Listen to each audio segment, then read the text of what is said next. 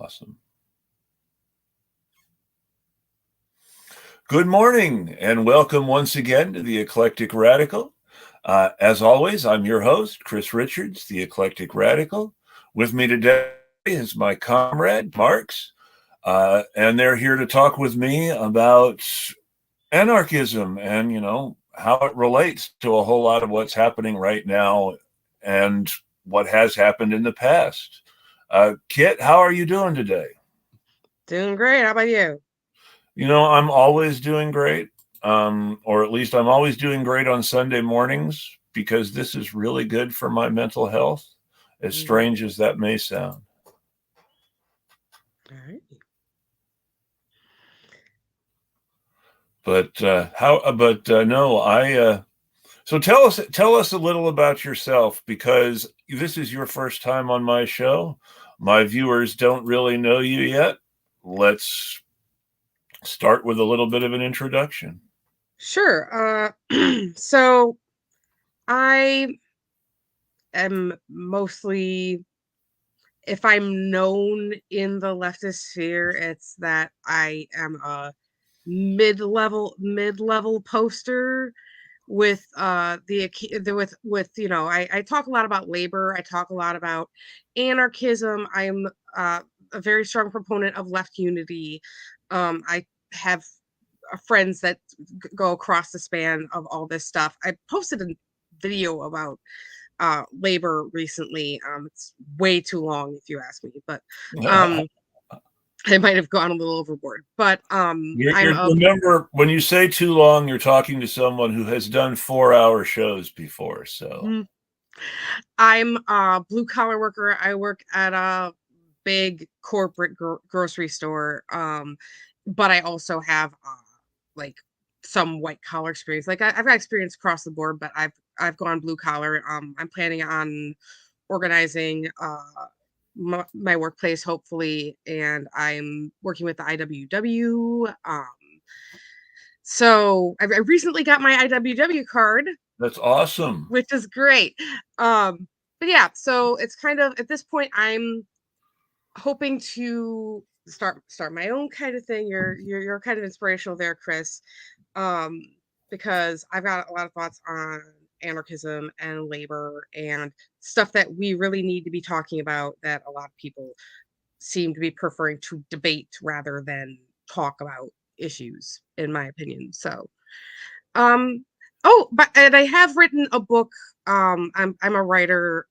It's a weird little anti-fascist sci-fi novel. It's on my Twitter account. Working on writing some other stuff. But that's my intro, I think. There's something to be said for weird anti-fascist sci-fi novels. I'm a big fan of a weird anti-fascist sci-fi writer named Ursula Le Guin. So yeah, I appreciate the association. Yeah. So, what were you needing to do next? Sorry. No, that's okay. I understand. So I will go ahead and ask a question, since you mentioned the IWW and both your interest in. Now I can't talk. I hate that. Your interest in anarchism and organizing your workplace. I mean, so of course, I am sure, how much organizing one's workplace in the United States started with anarchists, right? Mm-hmm. It is the ultimate anarchist experiment.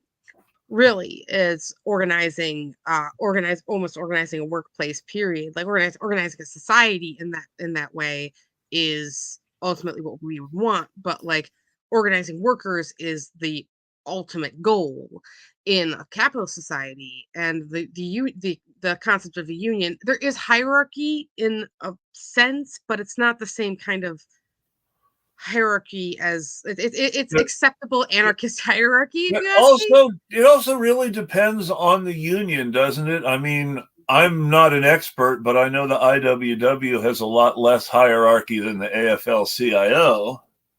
Oh, 100%. I'm getting email after email after email, and it's very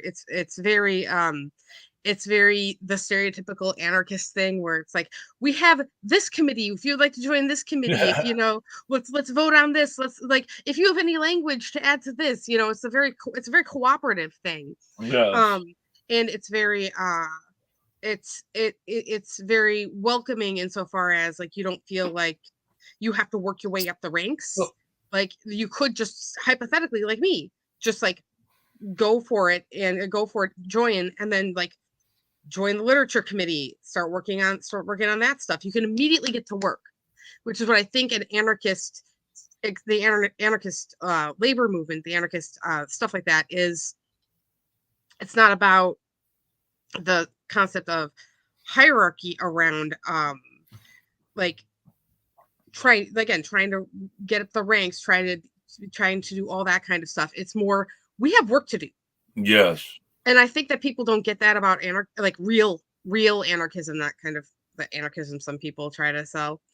But, like, real anarchism is just, there are things that need to be solved. There are problems that we need to address. So why don't we just go ahead and address them? Well, Murray And Murray hierarchy. Bookchin Go ahead. Murray Bookchin differentiated social anarchism from lifestyle anarchism, and you can usually tell the difference. Exactly.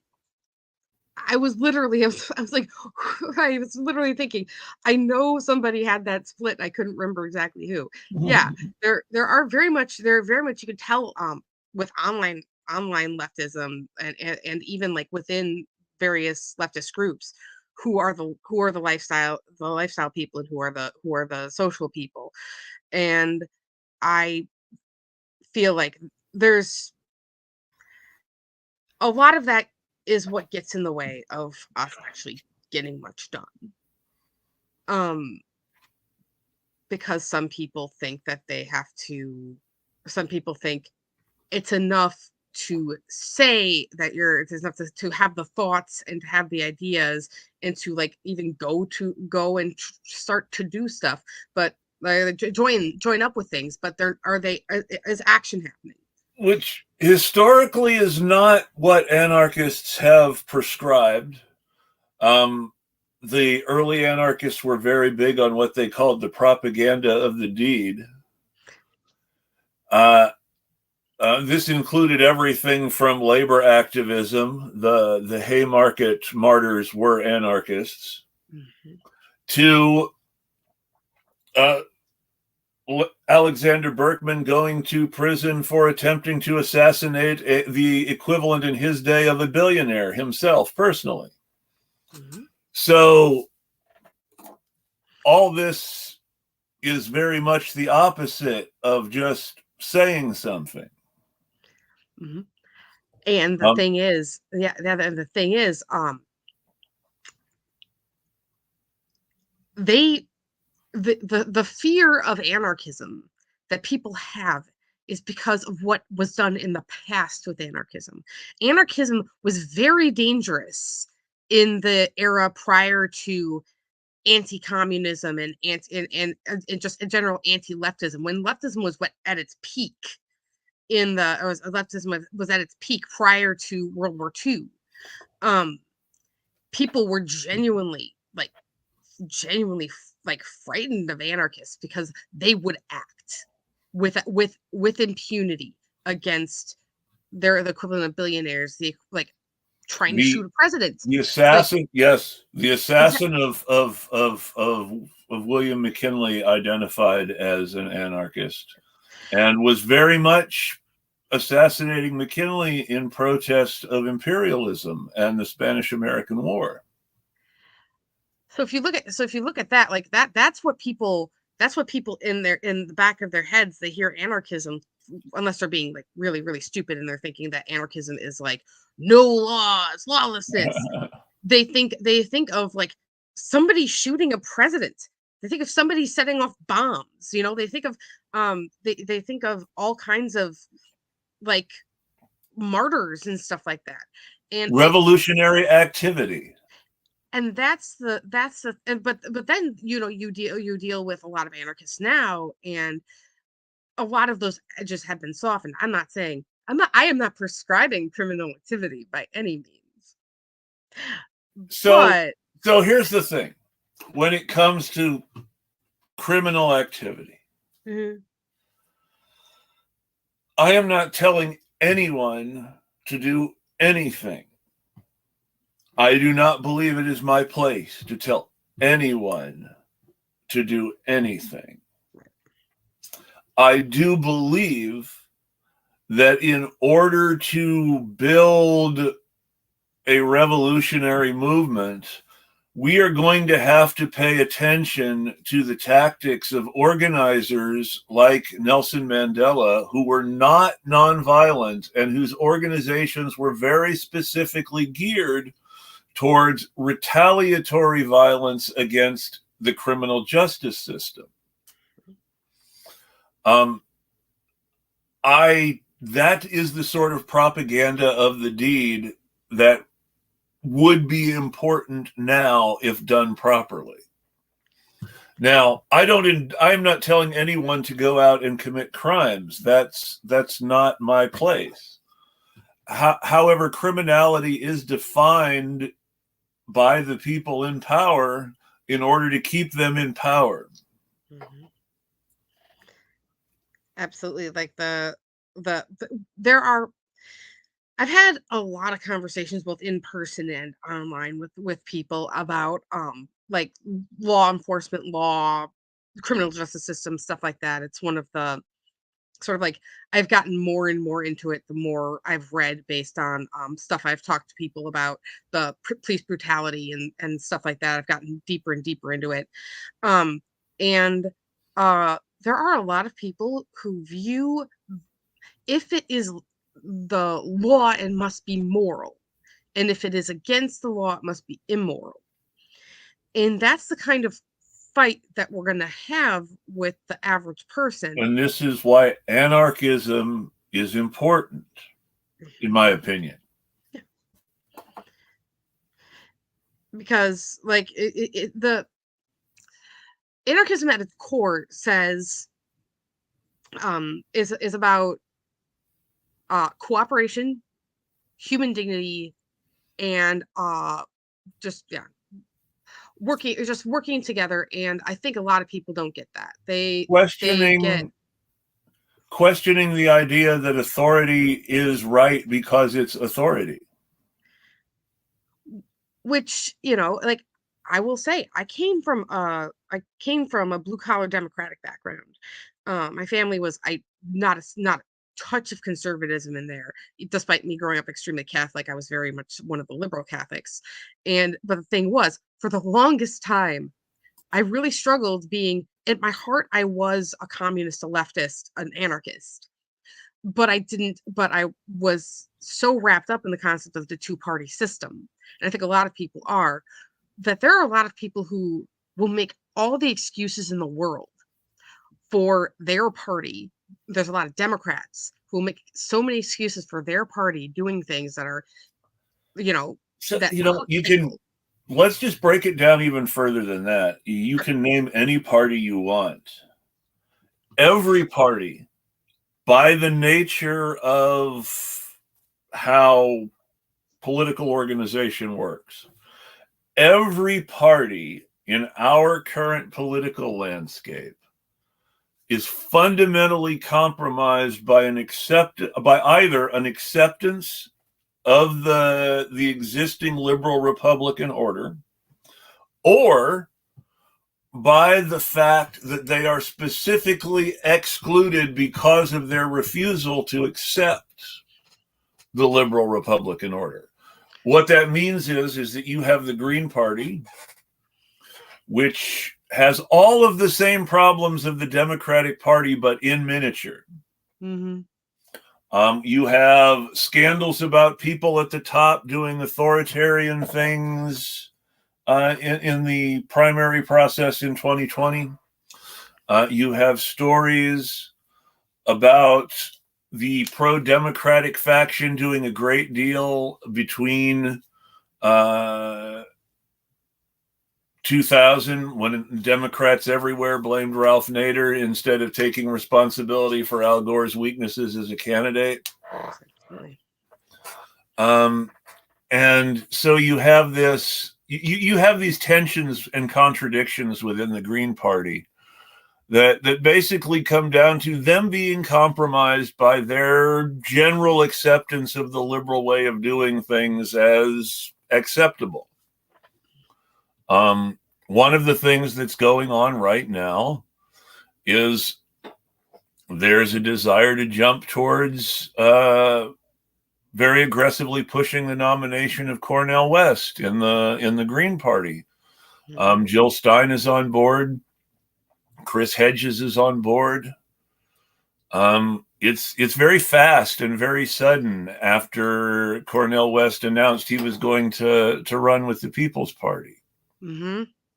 And it's very top down in the sense that Jill Stein and Chris Hedges are the political celebrities of the Green Party, the people that you would consider the authority if you were talking about the Green Party as an authoritarian organization. And it doesn't escape me that they saw Cornel West and they saw the reaction that Cornel West brought out in the People's Party. And I don't know exactly what brought him over to them, but like he's an exciting figure. Like he's a real smart guy, and I don't necessarily always agree with him, but he's a real smart guy. He's a great speaker. I enjoy listening to him talk a lot. But it does kind of beg the question of just kind of like a pundit getting pulled from one network over to another network, as opposed to like a political candidate genuinely moving through a party. So as a perfect example, and this is why I believe that things like anarchism and Marxism are important. Yeah. And why you have to understand the things that anarchists and Marxists are saying is that, I mean, when it was an anonymous third-party candidate in one poll, 26% of the population preferred an anonymous third-party candidate to either Trump or Biden. Mm-hmm. However, when you actually start talking about specific candidates, do you want Trump or Biden or Cornel West? Then the 26% comes down to about 6%, with a near 50-50 split for Trump and Biden. And then your usual undecideds and someone else's. Mm-hmm. So, and this tells you that, number one, there's excitement about a third-party candidate as long as that third-party candidate remains anonymous and hypothetical, but that support for that third-party candidate disappears once a specific third-party candidate is mentioned into the process of decision-making. Now, I think that what I think is possibly coming into this here is we're saying third-party candidate.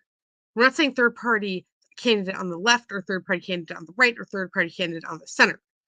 So you have all of the independents, which really does roughly come out to, I think when they look into it, it's in the 20s. Usually is people who identify as independents or like are not 100%. I'm totally Democrat. I'm totally Republican. But independents are they're not what, especially like the media wants you to think, but they're especially not what a lot of people want to think independents are. Because you have independents who are really far, really close to the far right or like right, yes, very right wing. There and then is, you have one. Yeah, go ahead. There is an national independent political convention in Texas every year, which is generally a very far right gathering with a few sort of fringe progressive figures who show up in order to give it a vague patina of being bipartisan and truly independent. But it mostly platforms the Ron Pauls and Robert Juniors of the world. and and I mean, when we talk about independence, I think it's really difficult. There isn't such a thing as, or there is, but there isn't really such a thing as a true independent. There are independents on the left and there are independents on the right, and so when they try to lump them all together, that's where we get into trouble.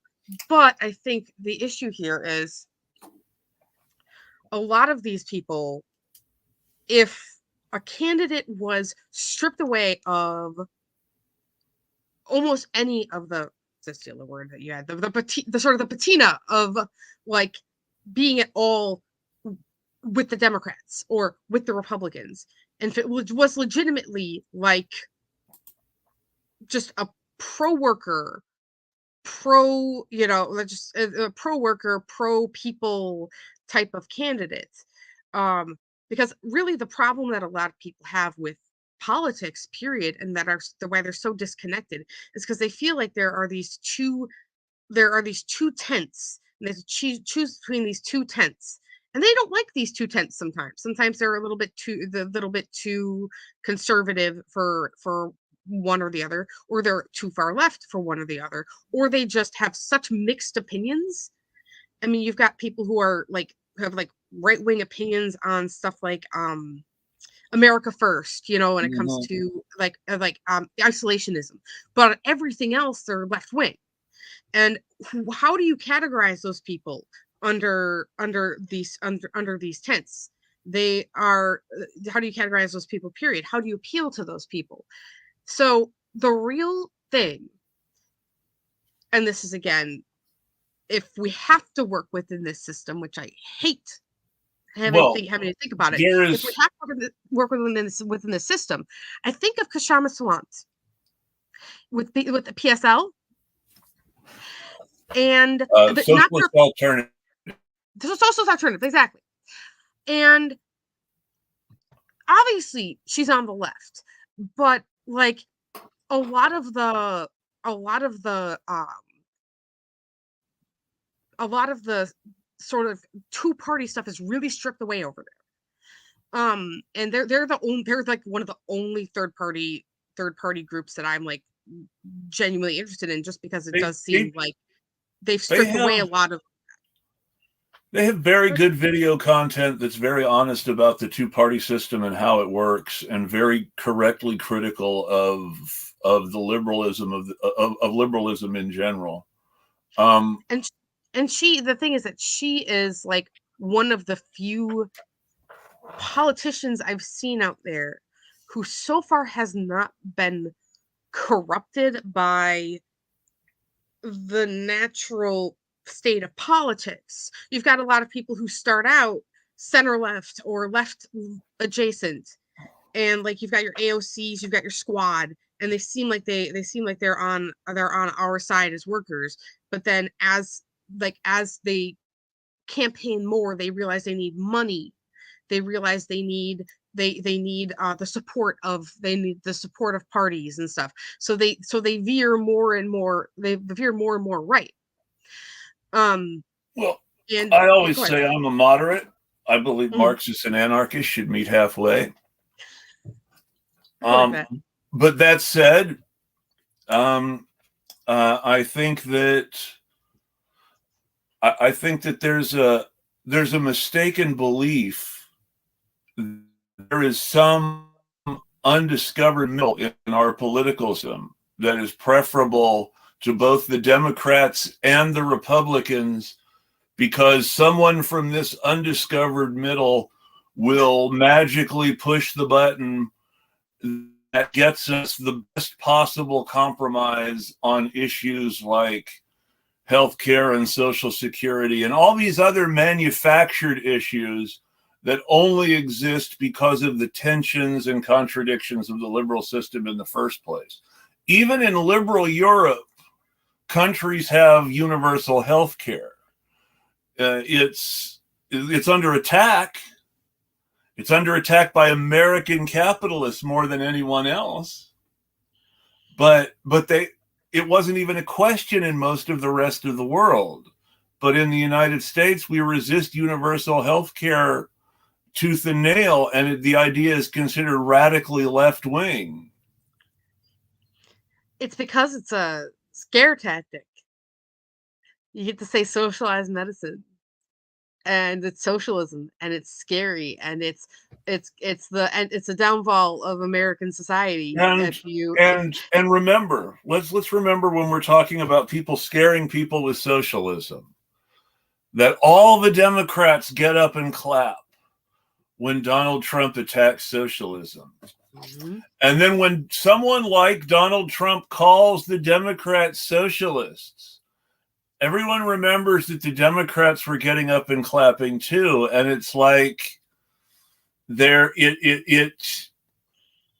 turns them off, because they think, because of the illusions of our system, they really think the Democratic Party are socialists, and they see this hypocrisy when the Democrats get up and clap.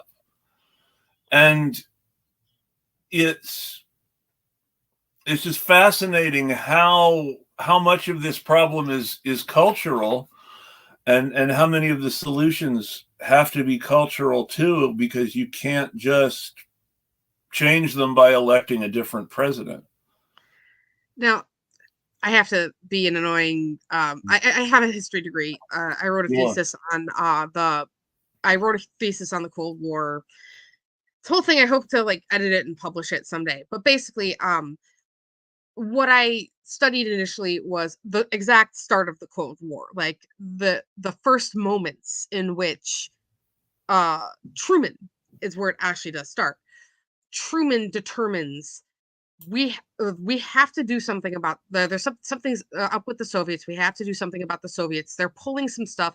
Azerbaijan, you have the Berlin airlift. You've got stuff going on way before anybody thinks about the anti-communism. There's these early moments. The thing is, the reason that anti-communism was ever a concept at all, it initially was not really supposed to be the point. We were supposed to be pushing back against the Soviets as a country, not as an ideology.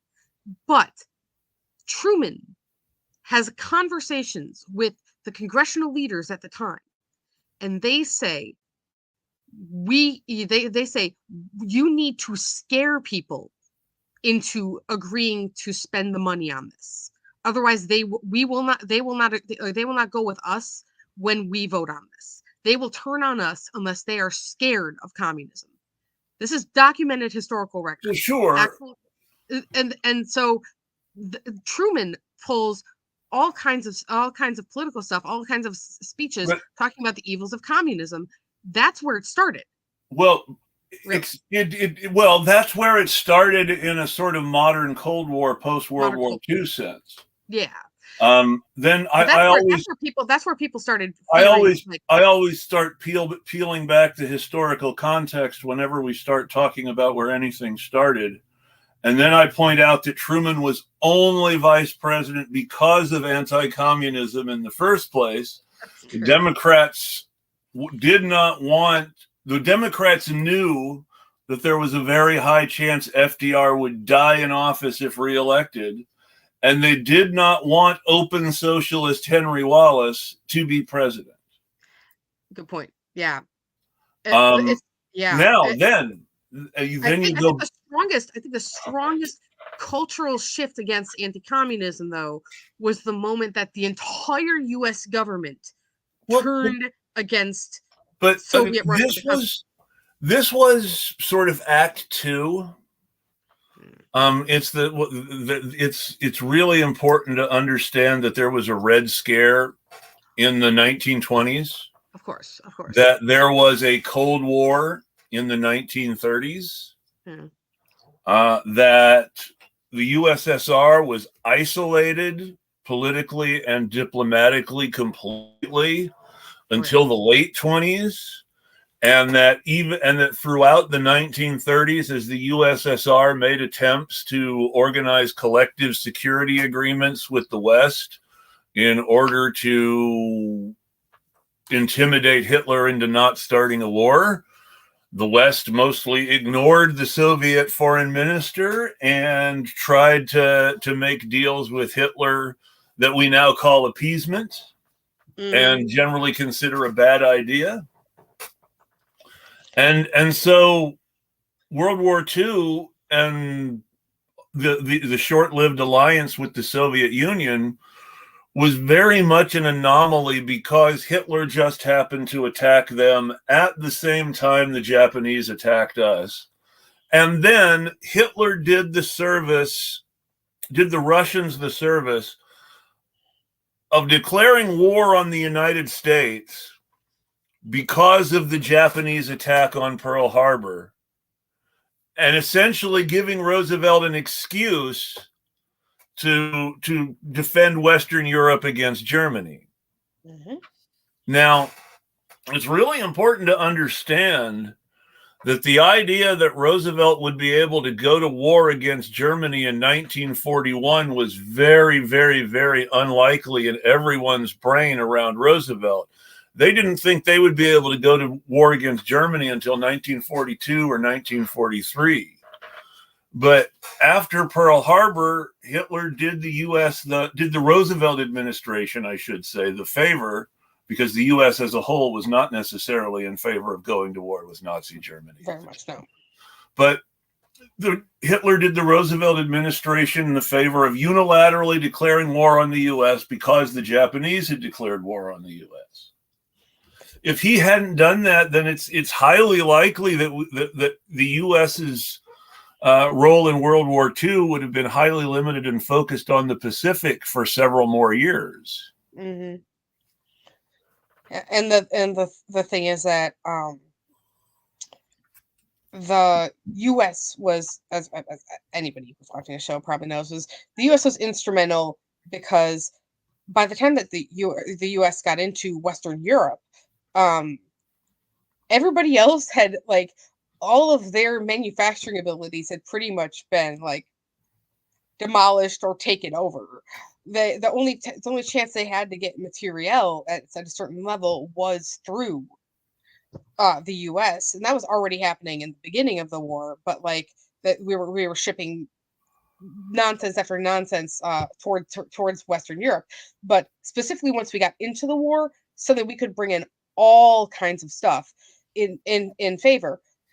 Now, not to play, I mean, historians love to play what if, but if we had focused primarily on the Pacific and the Western Europe had to deal with itself, would the Soviets have been able to handle things? Who knows? And this is why FDR was focused on Europe first, despite the fact that not everybody in the U.S. military establishment was, because he did not want a Soviet Europe. He wanted a pro-American Europe.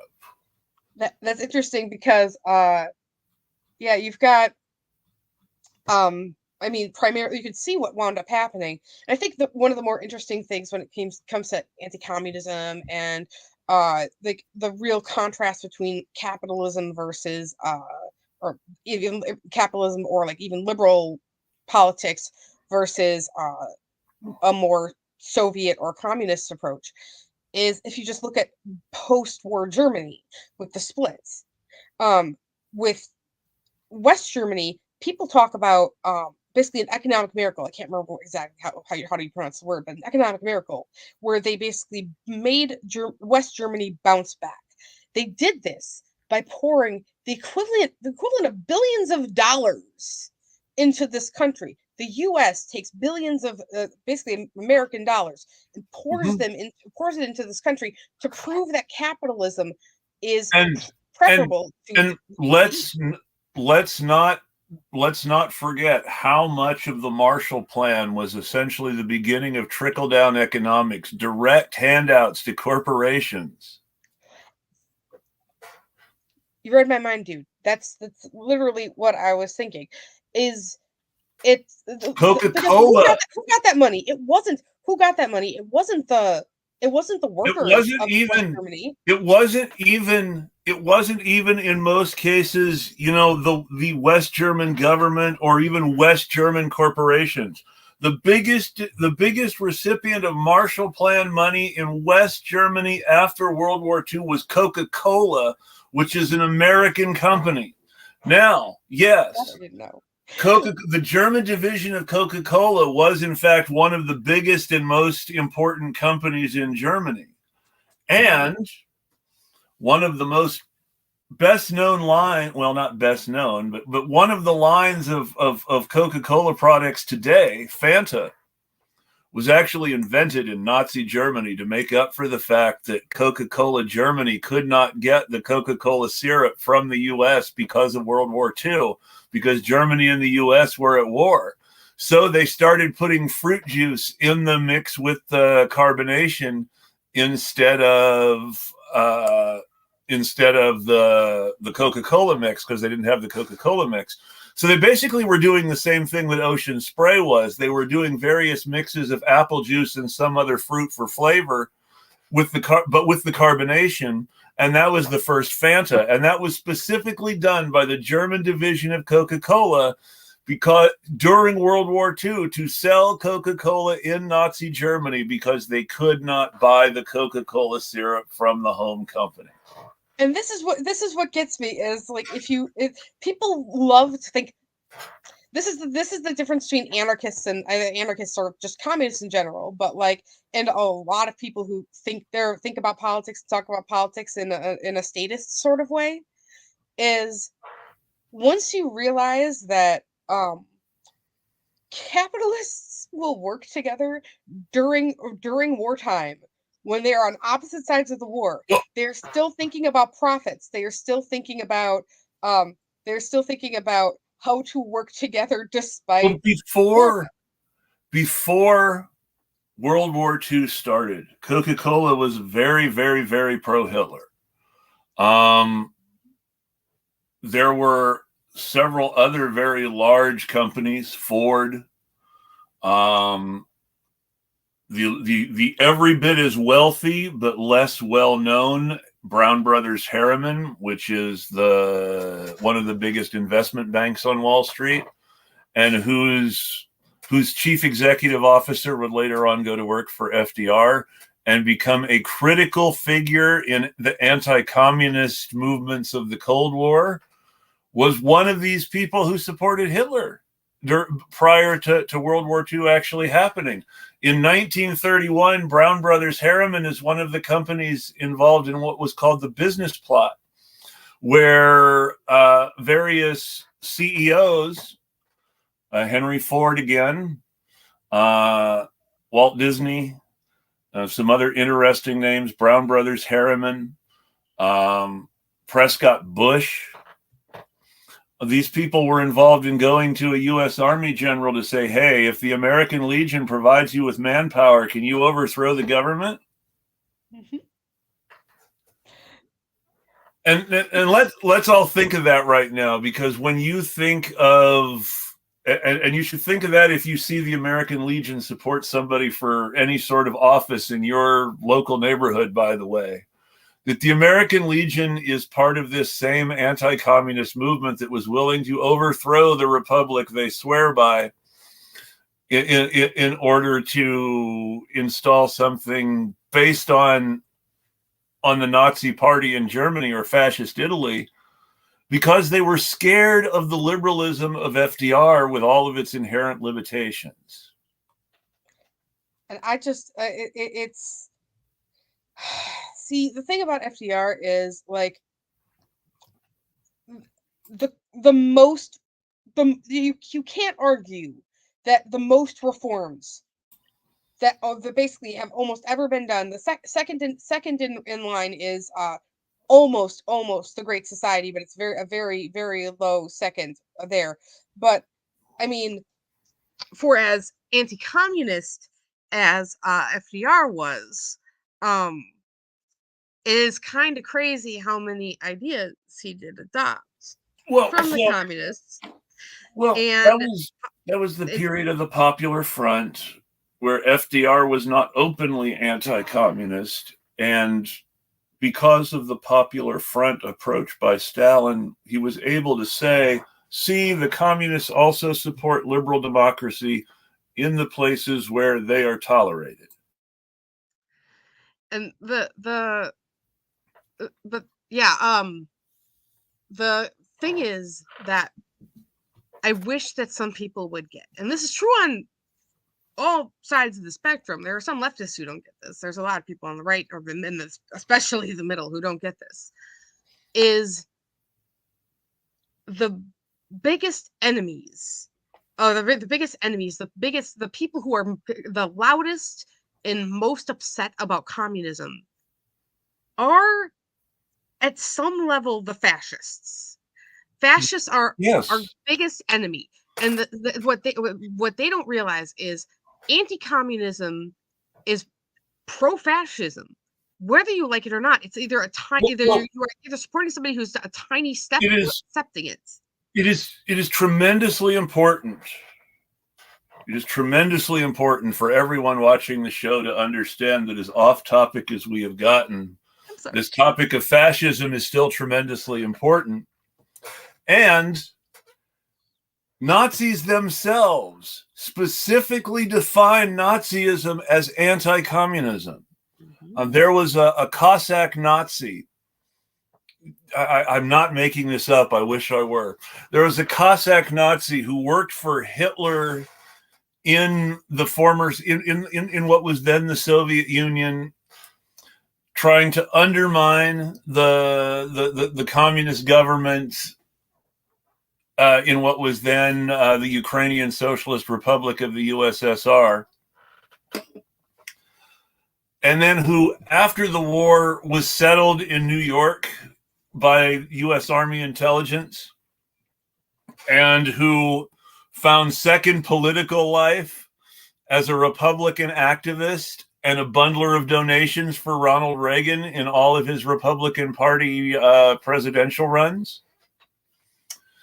And the way that this guy defined Nazism in his autobiography was that he said that anti-Semitism is a slur against anti-communists. That a fascist is an anti-communist, and that a Nazi is an active anti-communist. Now, all of this is bound up very, very closely in a grievance myth that goes back to the original Russian Revolution in 1917, called Judeo-Bolshevism, which is to say that because Karl Marx was related to some Jewish people, that communism is a secret Jewish conspiracy, and that all Jews are communists and all communists are Jews. This grievance mythology is tied very closely into the whole Nazi grievance as it exists now, and that the whole expression of anti-Semitism is bound up functionally in anti-communism. The whole expression of anti-Black rage is tied up in anti-communism. There's a very real truth that when people in the white American South talk about communism, what they really mean is anything that helps Black people. Oh yeah, socialism is because they managed to tie this all together.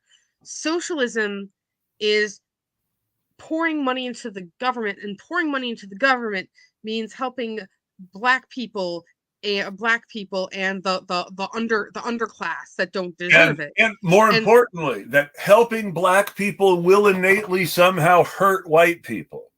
Exactly. And like there's a lot of crazy stuff out there if you look at propaganda from and the queer bashing follows exactly the same logic, that we are somehow, and by we I mean straight people like me, are somehow supposed to be under threat by the existence of people who are not like us. And my initial reaction is, you're only discovering people aren't like you now? Have you been under a rock all these years? But at the same time, it's always been there. It's a big part of American society. And but it's this whole thing that the existence of queer people and queer people somehow receiving help from society in any way is somehow a threat to people who aren't queer. So and communism then becomes anything that helps queer people too. So to tie this all back in, one of the things is that people need to sort of come to terms with is when we talk about politics, is a lot of politics is framed in the context of fear of the other. Yes. And the fear of the other is the root of fascism, because the other can be it usually is Jewish people, but it also can be Black people, it can be queer people, it can be anybody. Well, but it's even more than that, because it's important to understand that this all ties back together.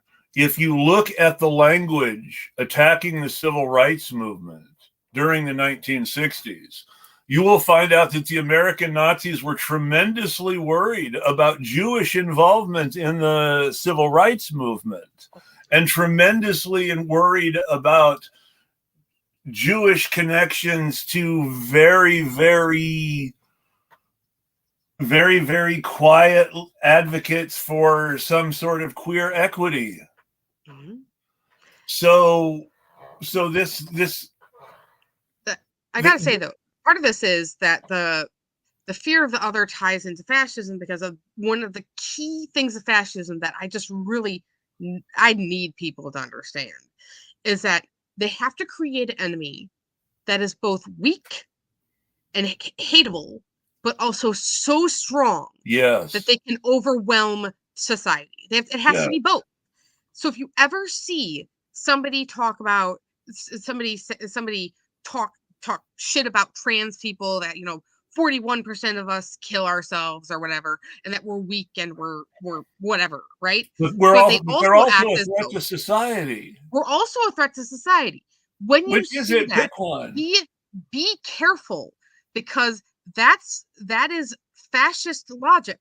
Yes, it always is. If you ever see, immigrants are weak weak and stupid, but they're going to take over society, or black people are whatever, lazy, or whatever they want to say about Black people, but they are like this giant threat to society. It's all fascist logic, and people sort of, you can see this being said on any side of the aisle. And it kind of proves the fact that the basis of American politics at a certain point is this kind of fascism. The whole argument for supporting the police is this not at all subtle anti-Black campaign against crime. Oh my God. Which very specifically equates Black people with violent crime. Exactly. It's not subtle, because you can see the people who are pro-police immediately go to Black on Black crime. Like it's an instant thing. And the thing that I think is important is to note that both sides of the aisle play this police brutality game, and they don't even like the Democrats don't even like reform the police. And when they say reform the police, they'll go, "Hey, police departments, would you like to reform?" Police departments go, "Sure, if you give us money." And then they give the police departments money, and then the police departments don't reform. They just buy more military equipment. Well, yeah. And in this, the whole notion of police, the police need more training ignores the fact that the police are trained to be violent. Mm-hmm. The whole idea that the police are underpaid ignores the fact that many policemen are millionaires and small business owners and direct participants in the game of capitalism on a personal level because of their career in law enforcement, giving them entry into that world as someone who can co-sign for things because they're a cop and considered trustworthy. They love people love cops, like socially, like you know, On the other they'll give hand, them discounts and stuff. And the thing is that you can easily, like, it's the same thing as I being a veteran.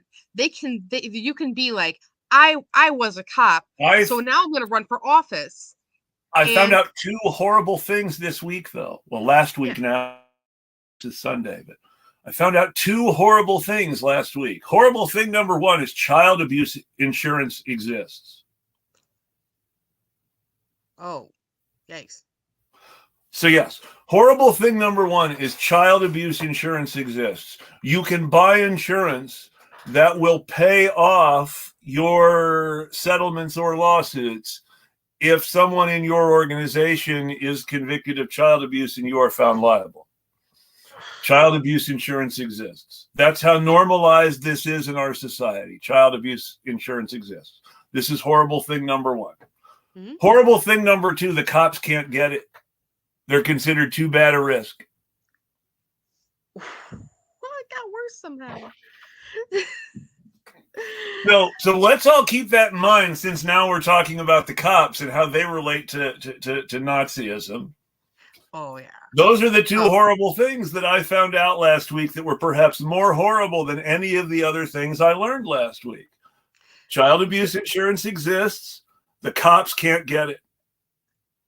And the thing about I think anybody watching this knows the cops between the ties the ties between the cops and the Nazis is like, not every police department has a Nazi in it. Not every police department is going to be super sympathetic towards Nazis. Well, but every police department is going to have a group within it that is either openly Nazi or super sympathetic to Nazis. More importantly, I don't mean to contradict you, and I apologize because I don't want to just correct people reflexively, but I live in the city of Portland, Oregon, well, outside Portland, Oregon. The police chief of Portland, Oregon in 2019 is where I'm going for right now. The police chief in Oregon in 2019 was a cop named Danielle Outlaw. Danielle Outlaw is a Black woman. It's important to understand that this is secondary to her being a cop, and that the number one identity for every cop is cop. This is why Blue Lives Matter is a thing, because cop's identity is cop first and foremost. So Danielle Outlaw was the chief of the Portland Police Bureau and provided over a massive scandal that broke during anti-ICE protests in 2019, targeting federal offices in Metro Portland. There was a lot of anger about Trump's border policies in Portland in 2019. We were very vocal in our disapproval and our protesting. The cops were harassing protesters and violently suppressing protests all the time. And during this, while white supremacists were also coming to Portland and working as counter-protesters and looking for ways to create violence between themselves and protesters. So with all this going on, Danielle Outlaw's cops were caught exchanging text messages with Joey Gibson, who most people do not know by name, but who is the leader of a Salem, Oregon-based Nazi group called Patriot Prayer. They are affiliated with the Proud Boys and provide muscle and thugs for many Proud Boys political actions in the Portland and Salem area. Danielle Outlaw lost her job over this scandal because people were not happy about the cops exchanging text messages with the leader of a Nazi organization during active protests in which Nazis and cops were both attacking protesters. This wasn't going over well. And so the they decided to sacrifice the police chief. Whether it was a firing or whether she resigned is still very vague to this day. It's not 100% clear which happened. What is clear is she stopped being the Portland Police Bureau's chief, and not terribly much longer after that, she was hired by the Philly Police Department to be the commissioner of police in Philly. So I'm very skeptical of the idea that it's not a normal thing and that there aren't Nazis in every police department, if you understand. Oh, I'm sure. It's just more of a, like, there are, I don't know. I personally live in a mid-sized city in Wisconsin. And in Wisconsin, there are definitely Nazis. Don't get me wrong. I know there are Nazis here. But the bigger problem we have here is Islamophobia.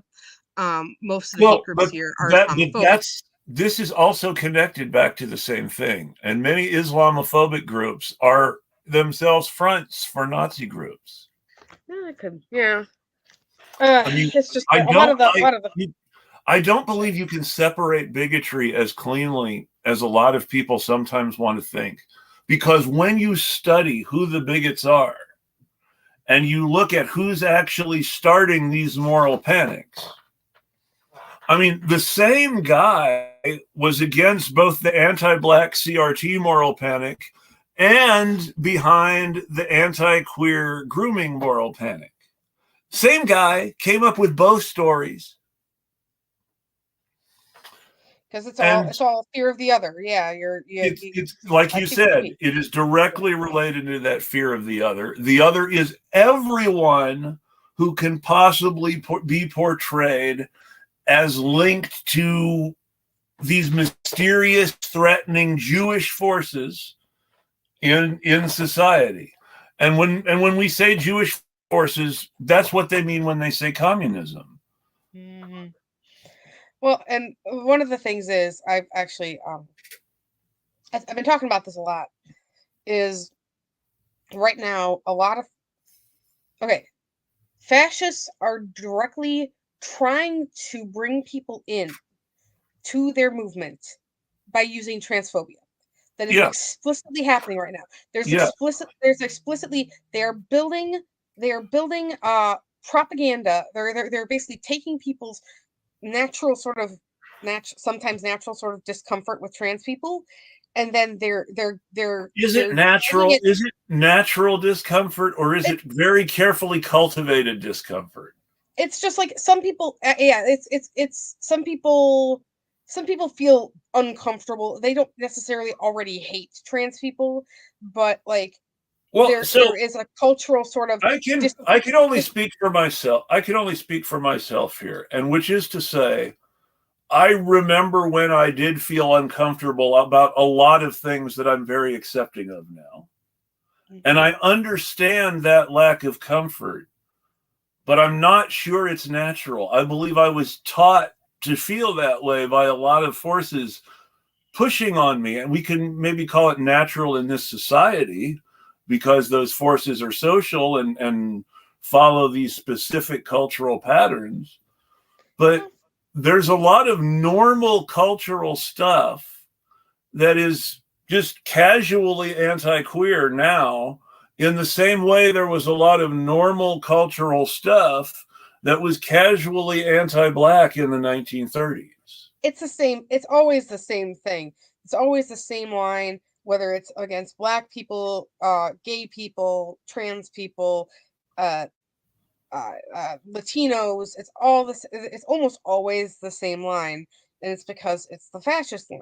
So, but the thing is that they're doing specifically now with the pipeline that's happening from transphobia to fascism is legitimately they're starting with the discomfort that some people have against trans people, and they are moving it through propaganda that slowly goes, wait, why are the transes trying to do this to society, and who's behind it? And then you start seeing all the propaganda that lines up with it's the Jews. Like I literally have seen anti-trans propaganda that has anti-Semitic imagery in it. Well, of And course, because because it's who all were go ahead. who were the first modern anti-trans bigots? Yeah. I mean, Who were the the Nazi first Germany, modern Nazi Germany. anti-trans bigots? Yeah, The the actual Nazis burned Nazis. they And burned and the what was it they said at their rally before they went and burned the Hirschfeld clinic? They said, it's the fault of these Jewish sexologists trying to feminize German women. yeah, and And then they burned down the Hirschfeld clinic.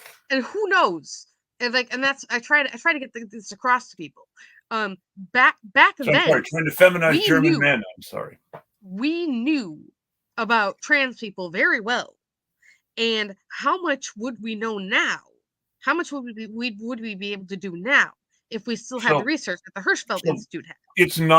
it is by no means an understatement to say that everything in gender affirming care that we know now has been relearned after being lost. So when you think about it, we have not yet actually surpassed the 1930s level of technology in gender affirming care because so much was lost with the burning of Hirschfeld's books, which is the answer to the question, what books did the Nazis burn? They burned the books on how to do gender affirming care. Because one of the things is with fascism, when they want to and this is fascism at any level, what they want to do is they want to strip away empathy for the other, so that the other is a threat and can and basically is both a disgusting underclass and a threat at the same time, and you can't have that if you have empathy for them.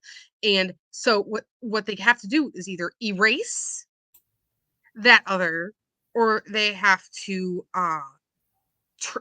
create as much propaganda to prove that they are an underclass and a threat.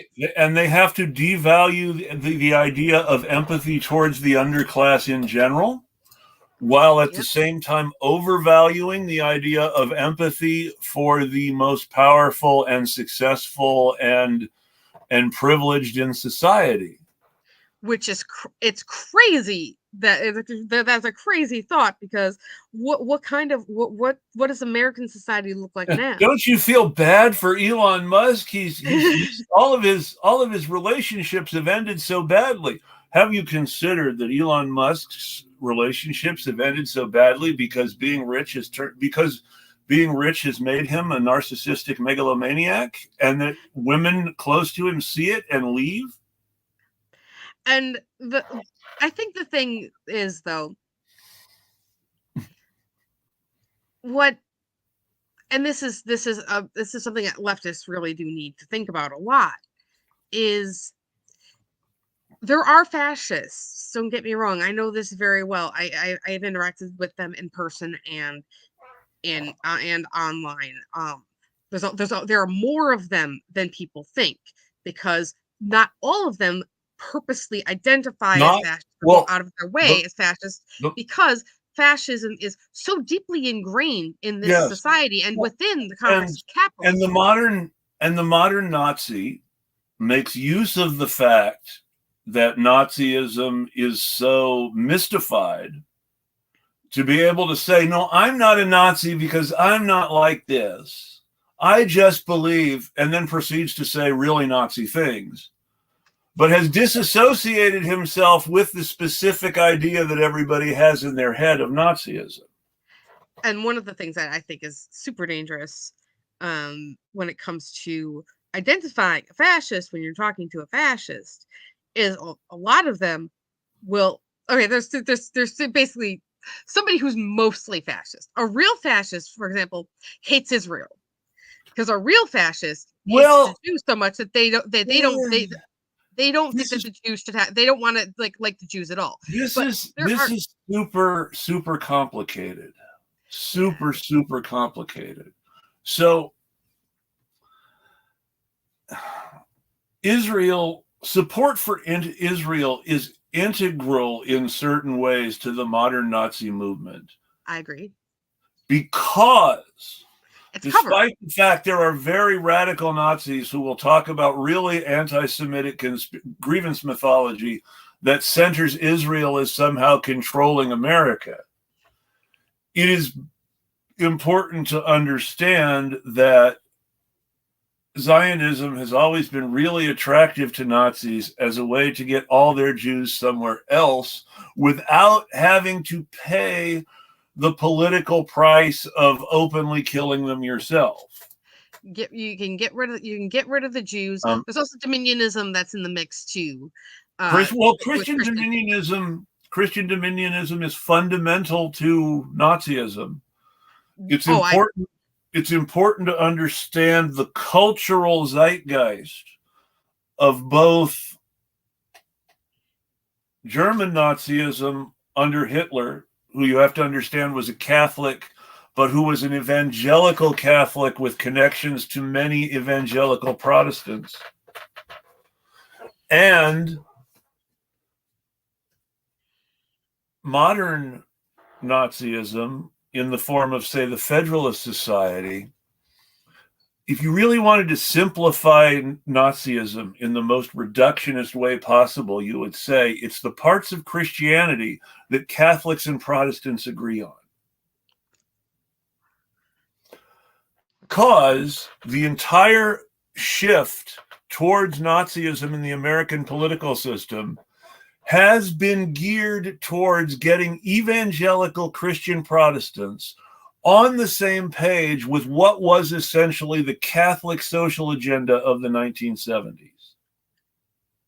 And by the Catholic social agenda of the 1970s, I mean the most reactionary anti-Vatican II social agenda of the most reactionary American bishops. Yeah, I wrote a paper on this. It's just one of the most annoying sentences that I've ever been uttered, I know.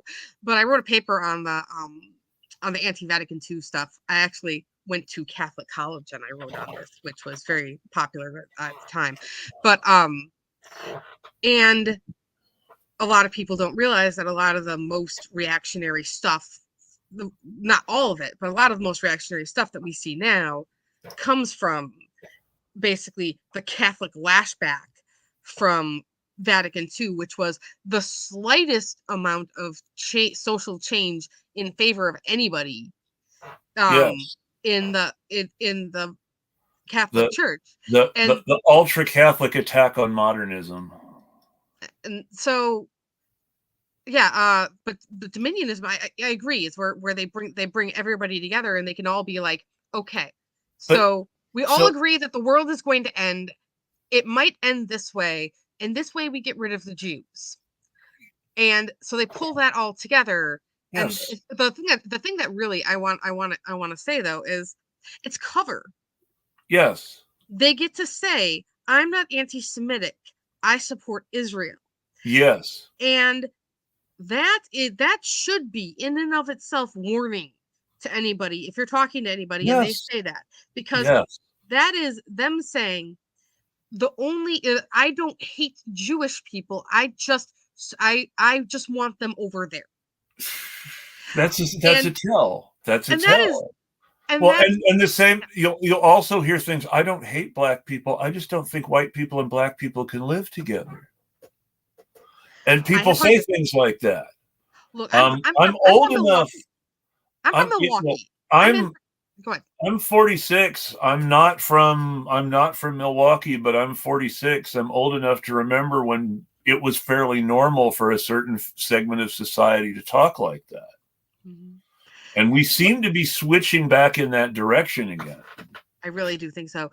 And the thing about both being from Wisconsin, period, but specifically from Milwaukee, Milwaukee is notoriously one of the most segregated places in the United States.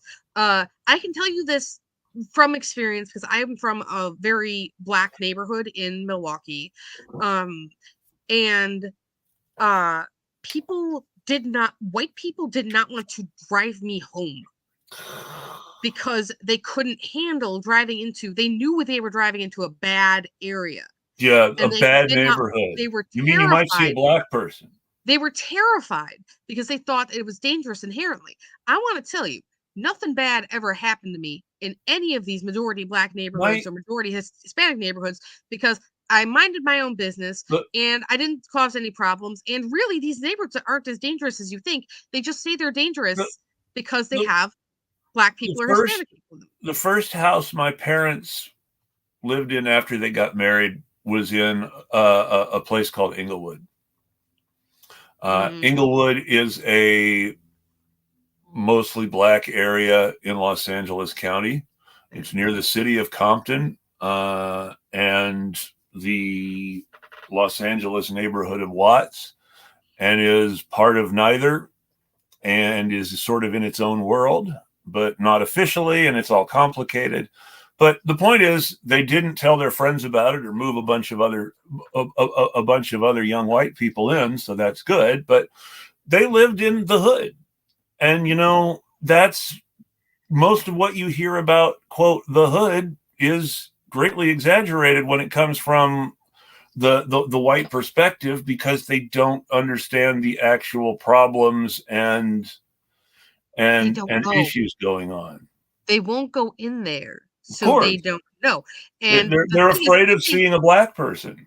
I think a lot of my like empathy and like there's my mother was a huge like a very empathetic person, taught me a lot about anti-racism, anti-everything, anti all the anti-isms, all the anti-phobias, right?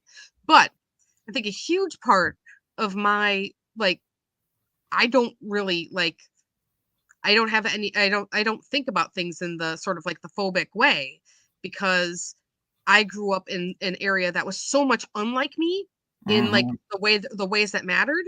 Um uh like the ways that would matter socially that it's I didn't really care. I had a lot of friends who were very much unlike me. And I wound up being more like them rather than like the friends I had when I went across town to Catholic school. I wound up being more like these people who were not supposed to be like me, and I wasn't supposed to be like And them.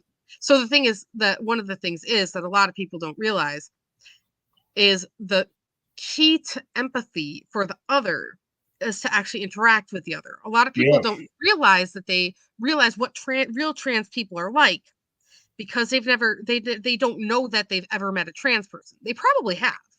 They just don't know it because we're not like they think trans people are drag queens. And that's not what we are. I'm trans. I don't like necessarily appear trans the way people I'm not clocked usually. People just assume that I'm a woman, which kind of sucks. But even when I'm going mask, like people don't clock me as like a scary trans person because that's not what trans people are. And that's like black people aren't like scary or whatever. Hispanic people aren't going to be scary and like steal your stuff. Like all these stereotypes, like so trans people aren't men in dresses and bad so makeup. People need to speaking know. speaking of men in dresses with bad makeup, Yeah. the bigots are telling on themselves, but from what era their porn was, because the situation that terrifies them the most, a a a straight man dressing up like a woman and pretending to be trans in order to gain access to a ladies room in order to sexually molest straight women, is something that comes straight from 70s porn. Yeah. Yeah, and if you talk to them, like a lot of the stuff that they say very much proves that even now they're watching current trans porn too. Yes, Like yes. they don't have a they don't, for example, they don't have a concept of a trans person like me because I'm AFAB. So I get accused a lot of like, having equipment that I don't have or like Well, doing stuff that I you can't mean do. And it's like you do realize there are in, some of us who start out as well, like female, right? and can we all accept as a matter of self-evident knowledge at this point that the absolute worst people at spotting women assigned male at birth are the people who hate them the most? It's true. Because they are continuously accusing someone assigned female at birth of being assigned male at birth, even when they're a straight cis girl. Mm-hmm.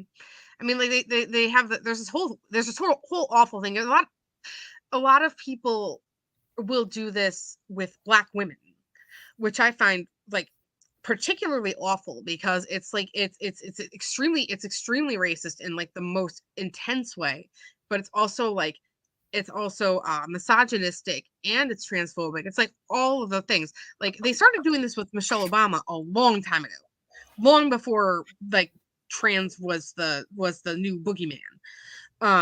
Yes, And they were called. Yes, I remember when all Republicans were calling Michelle Obama a man. I remember that completely. It still happens. There are still anti-trans bigots who frequently refer to Michelle Obama as a man. Mm-hmm. But yeah, so like I think the thing is, though, that people don't.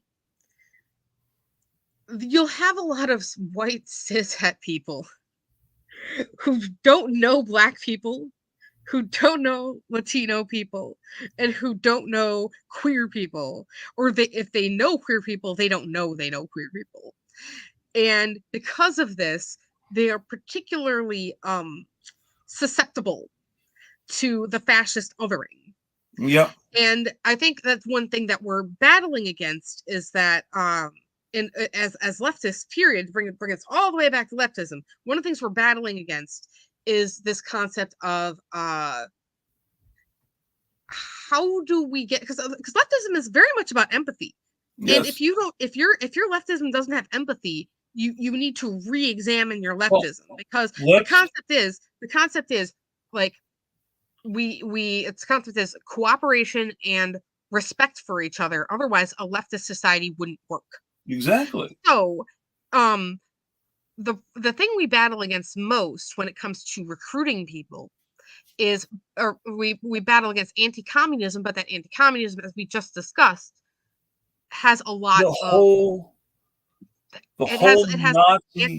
it's got the Nazi stuff wrapped up in it. The whole Nazi concept of the other is itself a way to weaponize the most homogeneous portion of what the Nazi sees as the working class against the rest of the working class.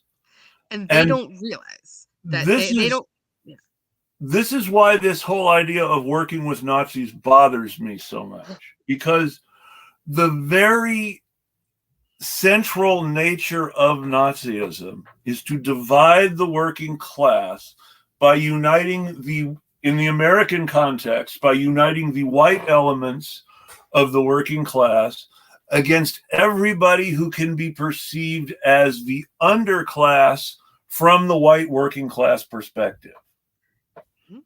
These are the people who you are better than. They don't deserve what you have. Don't let them take it from you.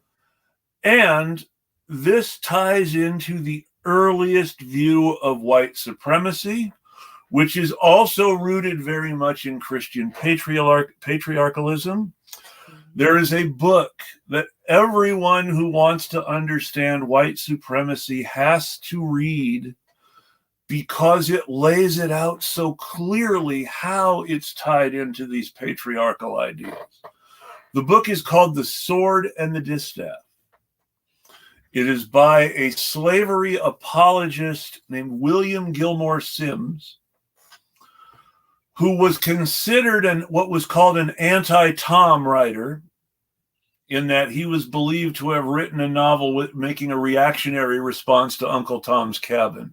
Mm-hmm. That is actually probably one of the few criticisms of his work that is unfair. If you look at the publication dates and the way that it worked at the time, because of when the books were published and how closely together the books were published, it's extremely unlikely that he was aware of the existence of Uncle Tom's Cabin when he actually wrote The Sword and the Distaff.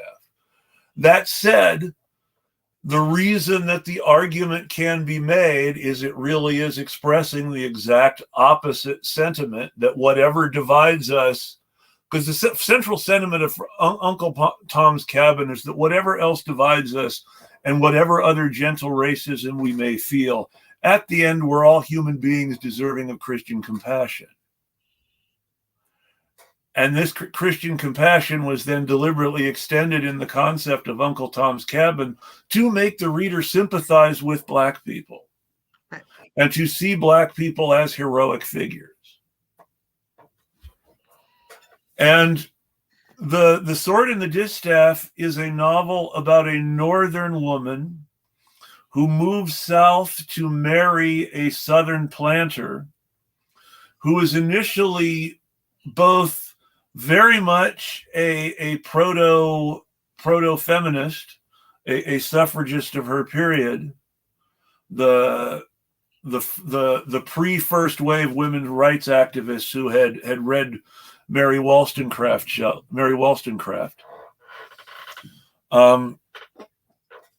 So this was very much a real current in society too.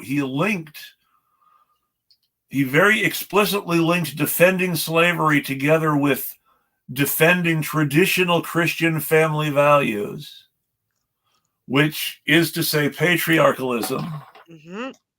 And the story of this book is the transformation at the hands of the loving discipline of her husband, the transformation of this white Northern abolitionist and suffragist who marries a Southern planter into a good Christian housewife who is willing to whip the slaves for her husband. So this is the whole point of this story, how the Sword and the Distaff both serve their appointed place in maintaining the proper white society. The role of the white woman is to be the overseer for the white man and to maintain the rights of white women vis-a-vis the rights of everyone else who isn't white.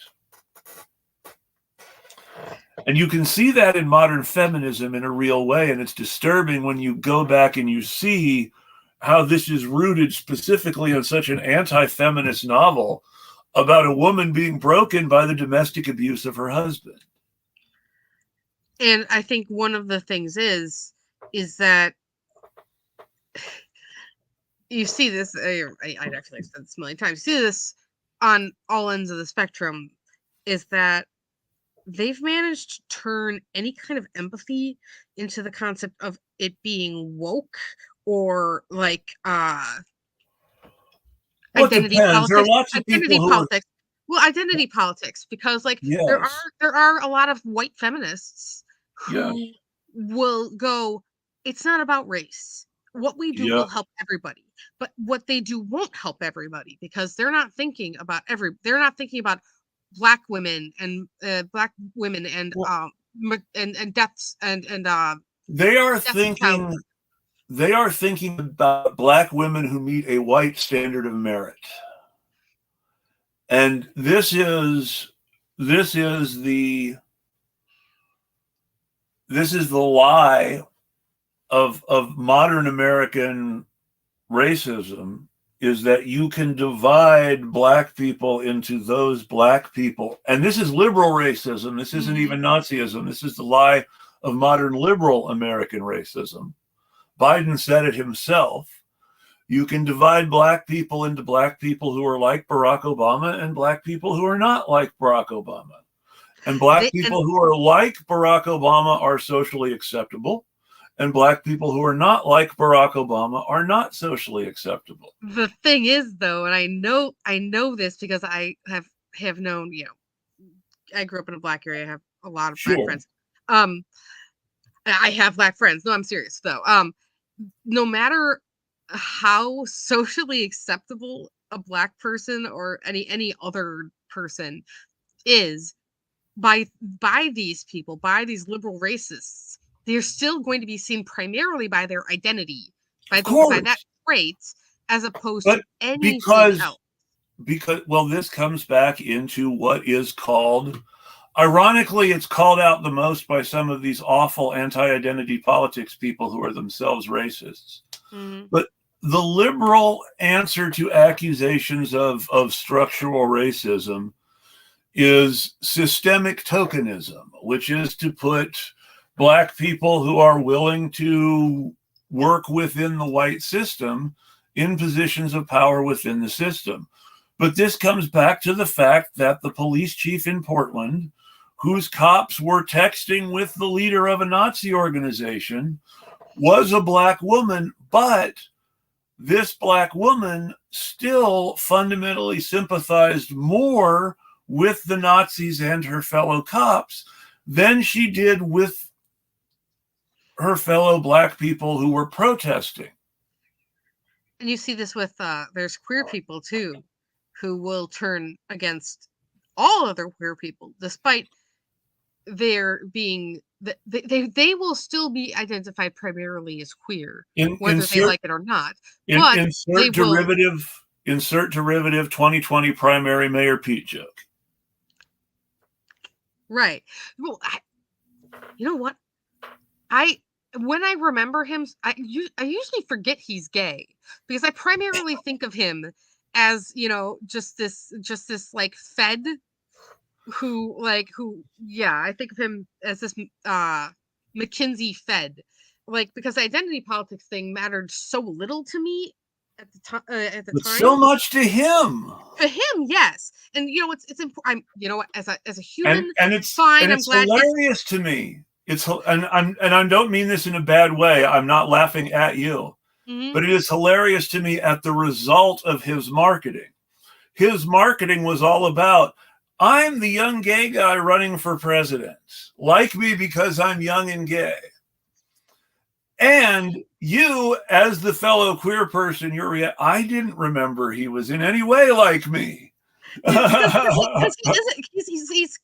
He went so far into the heteronormative, he literally said, and I mean, this made me cringe, and I'm sort of the target audience, I guess. But he said that if he could take a pill, he would still take the pill. Yeah, and not be gay. Yes. Oh, see, and he said this with his husband sitting there. And the thing about, hey, it's Pride Month. The thing about, what people don't realize about Pride, and people be like, "What are you proud of?" Is Pride is about lack of shame about who you are, and not wanting to change, and being willing to say, "I don't want to change," because I generally act the same way anyway, but specifically during Pride Month, it's I will talk to, people about my queerness, and I will be as open as I can be, and I will make it clear that there's a lot of people just like me, and there's a lot of people, and we are not a threat to you. And I feel like that's one of the important things about that month, is the visibility. But maybe it's not I'm not against pride parades where people are wearing whatever and doing whatever. That's fun. I want people to have fun, and they're being themselves. That's good. But for me, it's about the visibility. And if people know you're queer, they'll be like, "Happy Pride," and they'll be like, "Yeah, Happy Pride." And then they might ask you something, and then you end up in a weird conversation. But those are the weird conversations. This brings it back to, I have made it. I as a non-binary person, I have people at work who don't really understand that I'm trans, or what I am, what I identify as with the they them, and they're very confused. And I have this opportunity to take these people from this mid-sized town in Wisconsin and really sort of give them the empathy with a trans non-binary person is as far in the other as you're going to get gender-wise. Sure. And I get to say, hey, my experience of gender is like this, and this is why I have these pronouns, and this is, I'm just like you, I just have slightly different outlook on things. But And that kind of thing, I like to think, if they go to Milwaukee, or if they go to Madison, or if they go to Chicago and they're in some really like gay district or whatever by accident, and they see somebody who's like visibly trans, they're going to be a little bit less weird about it than if I hadn't spoken to them. Well, So I and think let's take it back even one step further. Let's say they see some let's say that they see someone who looks like you, which is not entirely, out of the realm of obvious possibility in the queer neighborhoods we're talking about. If they're more comfortable with you, then they're going to, because of the way that people process pattern relationships in human society, if someone is comfortable with you, they're going to be instinctively comfortable with people who look like you. So the thing is, like, there's a line to be drawn here. Yes. Because I don't feel like we need to educate. True. Educate like liberals. If you're of a minority, I don't feel like there's an obligation to educate. I feel like if you have the opportunity, I feel like there's an obligation for me to educate as a someone who presents in every way as cishet and generally is. I feel like there's an obligation in me to educate, but that's very different. It's the thing is, because some people will be like, well, you need to tell me everything about, transit. You need to tell me everything about this. That's not like, the right kind of education anyway. And that's not what they need to learn. We are not obligated to explain ourselves or justify ourselves. What it is if you are in a real conversation, this is what I would say.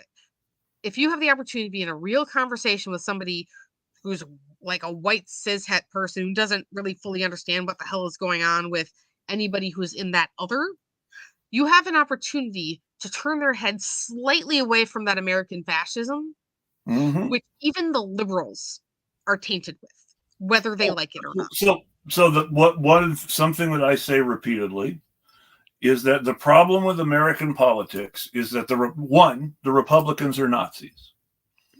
2, the Democrats are the sane, sober, responsible party of bipartisanship and compromise with the Nazis.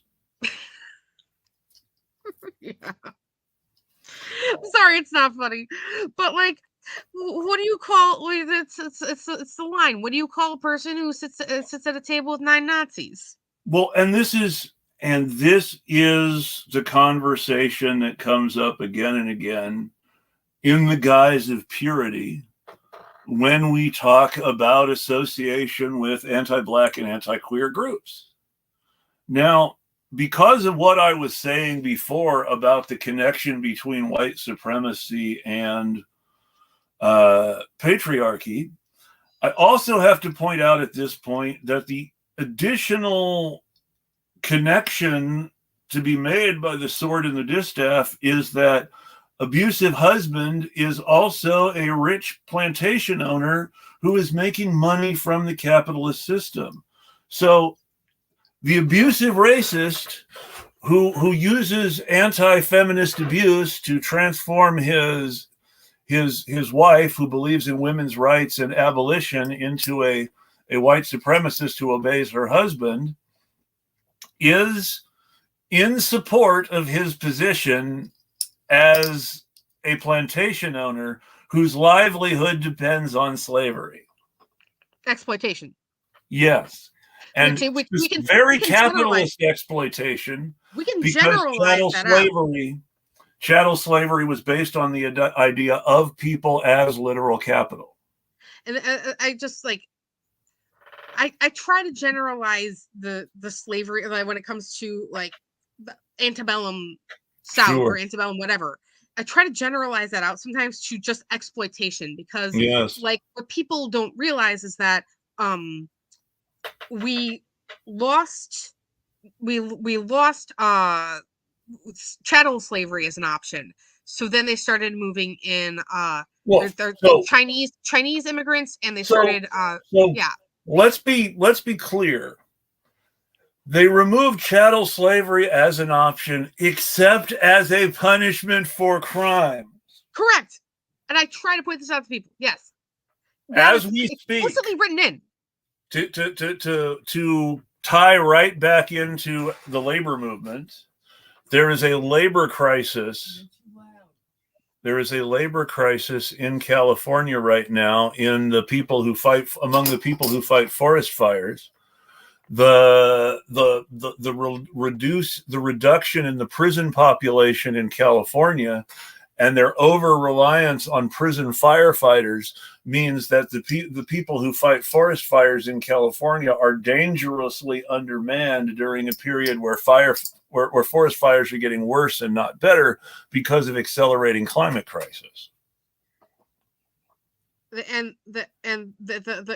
Because what, and then the whole criminal justice system thing is like, people, it sounds like a conspiracy theory to some people when I say they were no longer allowed to do chattel slavery, but prison slavery is an option. So what they started doing was making it so like purposely charging more Black people with crimes, purposely putting them into prison, Yes. and then keeping them there in order to have that labor again. Nope. And it's because there was still that anti-Black racism, and they felt like that was an option. So this is going to be the last thing because I know you have to go. Yeah. But do you know the story of Railroad Bill? I don't. Okay. Railroad Bill is a story everyone should understand because it ties classism and racism and protest against railroad corporations all together in a beautiful way. So the simple fact is, in Alabama and Mississippi before the Civil War, Black people worked the cotton and indigo and rice fields in chains. And after the Civil War, Black people worked the same indigo and cotton and rice fields in Louisiana and Mississippi and Alabama in chains. The difference was, instead of being chattel slaves, they were leased convicts under the penal system. The chain gang that is so ubiquitous in much crime fiction of the 1950s and 1960s. If you've seen Cool Hand Luke or the Defiant Ones, this is the chain gang, the least convict worker. This, which was always tremendously Black, and which, it's tremendously important to understand, included a large percentage of Black men charged with vagrancy or violation of Jim Crow laws, and not necessarily what we would consider serious crimes. Mm-hmm. So it is within this environment that the story of Railroad Bill takes place. I believe the first incident was in Alabama. This is the high days of the post-Civil War Railroad after Reconstruction is ended, 1880s, 1890s. The chain gang is in its early development, where the people working were still pretty much 100% Black. And again, many of them for various relatively minor crimes. A prisoner escaped and took up what would have been called in the 1930s a hobo lifestyle, hopping the rails and doing odd jobs and this and that, and discovered that in the Jim Crow South, riding the rails as a hobo was very dangerous for a Black man. And so he started carrying a Winchester with him while he rode the rails. The first incident happened in Alabama. The railroad cop, because in those days all the railroads had their own police departments, which were usually hired from the ranks of private detective agencies. The railroad cops found him on a train that he was not supposed to be on, and there was a gunfight, and he killed one railroad cop and injured another one and got away clean and unhurt himself. This immediately made him a folk hero among every person, Black and white, who rode the rails in Alabama, but especially with black people who had been unjustly accused of anything by the Jim Crow penal system. And a series of these incidents would continue to happen, all of them credited to Railroad Bill, where railroad cops, U.S. Marshals in one instance, military personnel from one of the forts in the South in another instance, all got into gunfights with a black man riding the rails on the train who was caught and who just happened to be armed and chose to defend himself. And several cops were killed and injured in some of these gunfights. In others, no one was significantly hurt because there were just a whole lot of people shooting without seeing very much. But this was someone who was openly getting in gunfights with the cops on the railroads at a time when it was being highly criminalized, and he was essentially defending himself from racial terrorism. Mm-hmm. This is not a story that is told enough. It's fairly understandable why it's not told in today's law and order society, where Railroad Bill is not the kind of hero anyone wants black men to have. I mean, not unless you're the type of person who puts around Chris Dorner memes. But that's the thing, is Railroad Bill is a black person who owns his own agency to defend himself, yeah, which is something that the white supremacist society despises. And I think it's interesting that it's got the content of capitalism as well, because yes. There's all the layers. He's riding the rails for free and being thrown off by the railroad cop who works for the capitalist organization. The initial gunfight is with the railroad cop, who is a hired gun for the railroad company, given government powers. Exactly. That's so. There's layer after layer. I almost thought you were going to say Pinkertons for a second there. So there were two agencies. The better known agency is the Pinkertons. The much more highly widespread agency, whose name I can't remember right now, was the Pinkertons' primary competition. I really wish I could remember it, but they were especially notorious for working for the boss side of labor disputes. Wow. One of the sort of weird secrets of the Pinkertons is there was sort of this weird split between pro-labor and anti-labor Pinkertons, some of whom worked for unions and some of whom worked for bosses.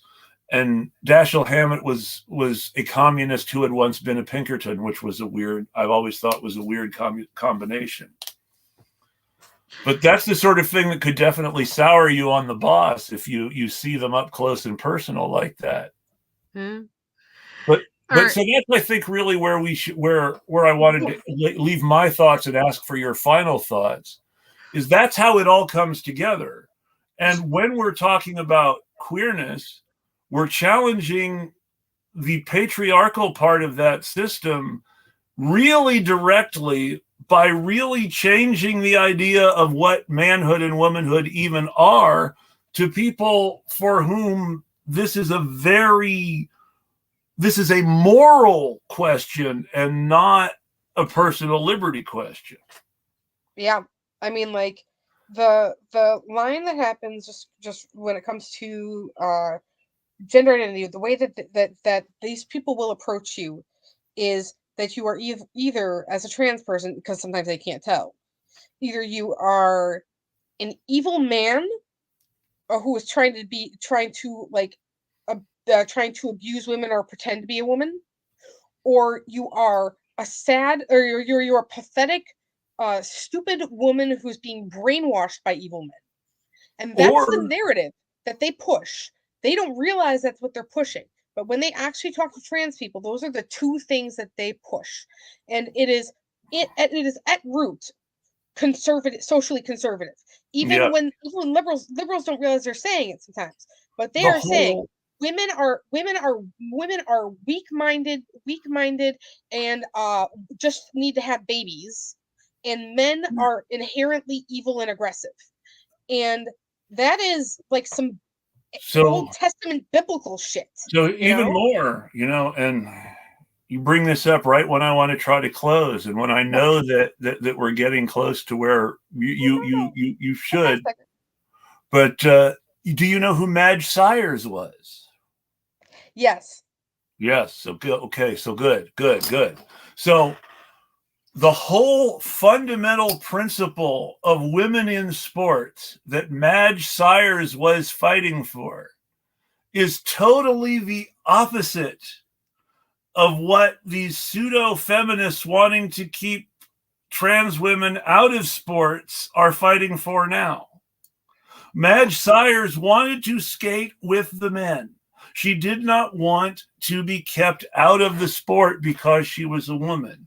She was made to accept women's skating because all the men except the very best skater in the world felt threatened by her. And the judges were worried that the best skater in the world would keep saying, well, actually, no, this chick Madge is better than me. Which it's really hilarious to understand this, is that the scandal that really worried them was not, this goes to show the complete male insecurity that we're defending in all of this.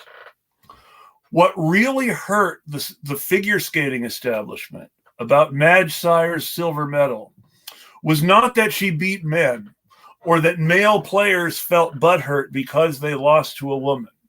What really, really offended the establishment about Madge Syers was that Ulrich Salchow, the best figure skater in the world by universal acclaim, was implying that they were corrupt and chauvinists for not recognizing Madge Syers as better than him. Well, that struck directly at the authority of the governing bodies of figure skating at the time.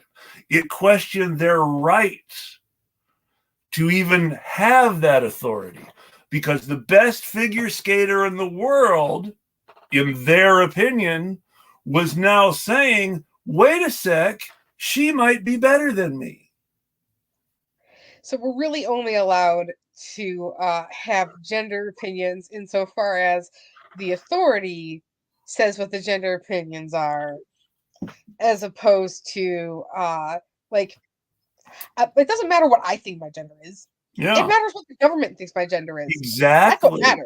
That's what matters. That's what this whole system is about. It's about it mattering not what you think your gender is, but what someone else arbitrarily wants to say your gender is. Now, I identify as cishet because that's what most closely describes me. I do not always know if that is an accurate label, but that is still what I feel closest to. And so if there has to be a label, that label's as good as any other. And I'm willing to accept that because I roughly conform to it. It seems like it's a fair label to give me based on what 90% of people are going to observe of my behavior. So sure. That said, at the same time, there's a part of me that says, well, why does society get to decide who I am? Even if they're right, why is it up to them? Yep. Why is there, for example, with the birth certificate, for most people, it's gonna line up directly, with their sex is gonna line up directly with their gender. But I know somebody who cannot get their gender marker changed on their birth certificate until they have all the surgeries, all the gender confirming surgeries. And this is true on many, many, many states where you literally cannot get your gender marker changed until you have surgeries. This is not true, I don't think, in Wisconsin, but it's true in Michigan, it's true in other states. How long that takes. let's point out that because of medical prejudice and stereotypical views of gender identity in the medical profession, that you sometimes have to over stereotype your female identity in order to be recognized as a trans person if you were assigned male at birth. Right, you really like I'm having a weird one when it comes to like approaching medical transition, because they can't conceptualize that there might be some stuff I want to do because I'm trans non-binary, but there might be some stuff I don't want to do because I'm not transitioning into being a man. Yeah. Any transition I'm doing is just to sort of settle down my dysphoria a little bit. I'm not transitioning into something entirely. So I don't fit a stereotype. But there's a lot of trans masc people who have to get like real masculine about it in order to like to go real butch in order to sell the points that Yeah. they are And that they are. then Yeah. and then because they're overcompensating like that in order to be seen as they need to be seen to have their needs met, then that takes its toll in alienation in some other way that they're not necessarily sharing, and society is still harming them by forcing them to conform to not be discriminated against.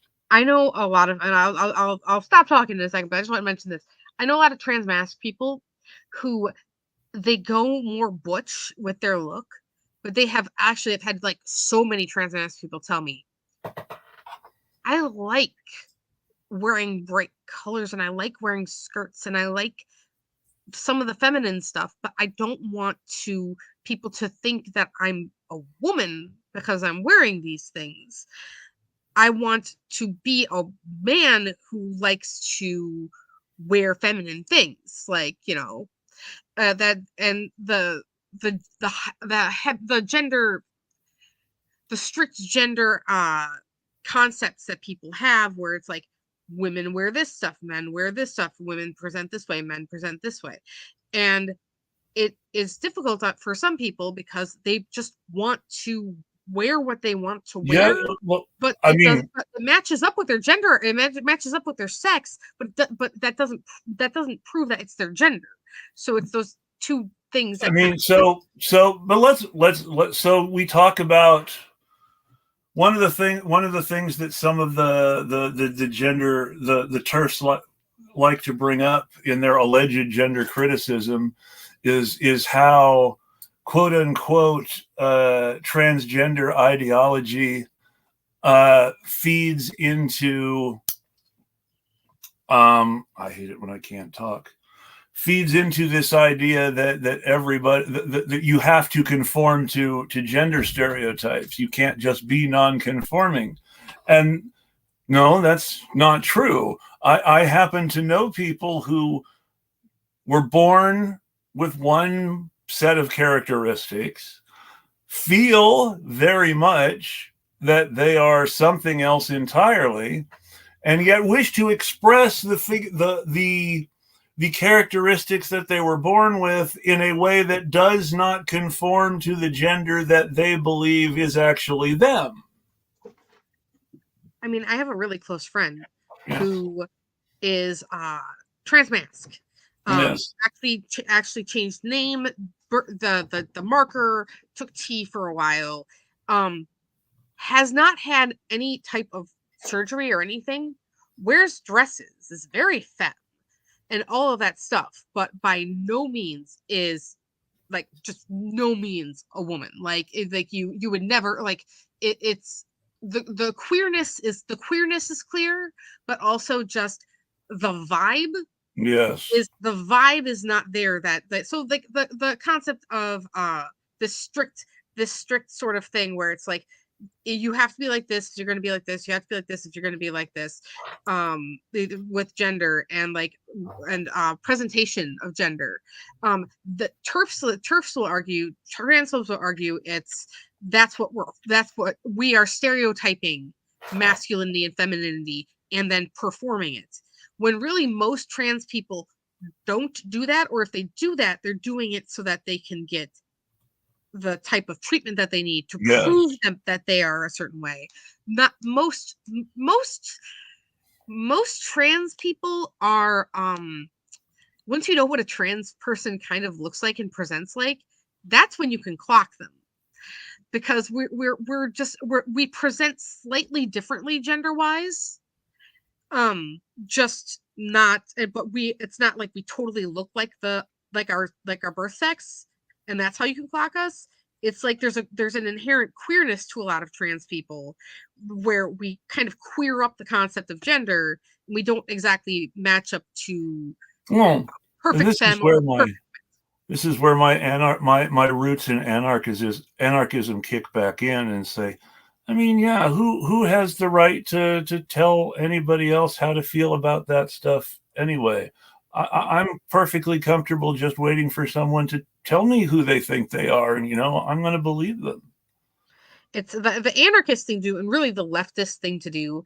And this is what a lot of people on the left need to get, because some people are like really transphobic on the left, and I don't like that at all.